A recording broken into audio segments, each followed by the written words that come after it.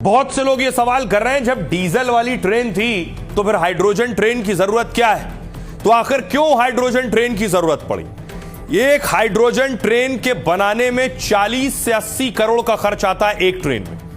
1 kilometre की दूरी तय करने में 1 किलो से ज्यादा हाइड्रोजन लगती है, यानी 1 किलोमीटर पर लगभग 1 किलो हाइड्रोजन। 1 किलो हाइड्रोजन ईंधन की कीमत होती है 400 से 500 रुपए। मतलब 1 किलोमीटर ट्रेन चलाने में 5 से 550 रुपए खर्च आएगा। भारत हाइड्रोजन के लिए विदेशों पर निर्भर नहीं है। पानी यानी H2O से हाइड्रोजन को अलग किया जाता है। कुदरत में भी हाइड्रोजन काफी मात्रा में मौजूद है, बस उसे हाइड्रोजन ईंधन में बदलना पड़ता है। यानी हाइड्रोजन ईंधन के लिए विदेशों पर निर्भर नहीं रहना पड़ेगा। इसे चलाने के लिए न डीजल चाहिए और न ही बिजली। मतलब युद्ध या ईंधन संकट में भी अच्छा विकल्प होगा हाइड्रोजन ट्रेन। हाइड्रोजन ट्रेन चलने से धुआं नहीं होगा, सिर्फ पानी निकलता है। मतलब हाइड्रोजन ट्रेन चलने से प्रदूषण नहीं फैलता है। देश में पहली हाइड्रोजन ट्रेन शुरू हुई और अब 35 ट्रेनों का प्लान है। डीजल ट्रेन और डीजल इंजन में दिक्कत क्या है। इसको बनाने में इससे कम पैसा लगता है, 27 करोड़ का खर्च आता है। लेकिन दूसरी परेशानियां, 1 किलोमीटर चलने में करीब 6 लीटर डीजल खर्च होता है।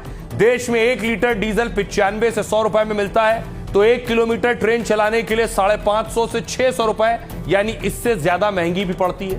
भारत जरूरत का 85% कच्चा तेल विदेशों से मंगाता है और फिर उसी को रिफाइन कर डीजल पेट्रोल बनाता है। यानी डीजल ट्रेन के लिए विदेशों पर निर्भरता ज्यादा है। युद्ध जैसे संकट में डीजल की किल्लत और दाम बढ़ सकते हैं। डीजल इंजन से काला धुआं भी निकलता है, जहरीली गैस भी निकलती है, जिससे प्रदूषण होता है। डीजल ट्रेन प्रदूषण बढ़ाती है, सेहत के लिए चिंताजनक है। देश में अभी 4000 से ज्यादा डीजल ट्रेन इंजन है। इसकी खासियत क्या है और दुनिया के पास जो हाइड्रोजन ट्रेन है उनकी खासियत देखिए जरा।